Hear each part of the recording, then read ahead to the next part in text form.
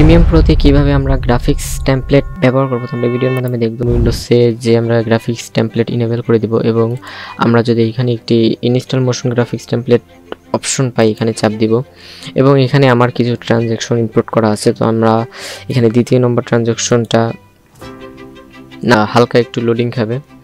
এই যে আমরা দেখতে পাচ্ছি আমাদের দ্বিতীয় ট্রানজ্যাকশনটা এখানে নেমে গেছে। তো আমরা এখান থেকে হালকা করে ড্র্যাগ করে এখানে দেব।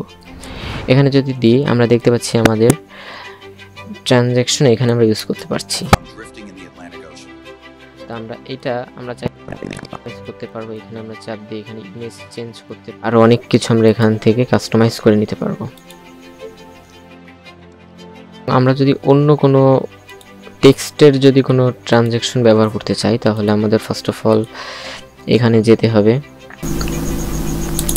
আর একটা ট্রানজ্যাকশন আমি নিয়ে আসছি, এটা হচ্ছে নাম ইউটিউব পেপার ইন্ট্রো। তা এটা যদি আমি ব্যবহার করতে চাই এটাও আপনার জাস্ট ক্লিক করব। আমরা যদি এটা ক্লিক করি তাহলে আমরা এখানে দেখতে পাচ্ছি আমরা এখান থেকে টেক্সট পাল্টাতে পারবো। তো আমাদের দেবো আমাদের চ্যানেলের নাম দিয়ে দিই তো আমরা এখানে আমরা আরও চেঞ্জ করতে পারবো। আমরা যদি আমাদের ফন্ট চেঞ্জ করতে চাই ফন্টটাও চেঞ্জ করে দিচ্ছি, তারপর বোল্ড করে দিচ্ছি।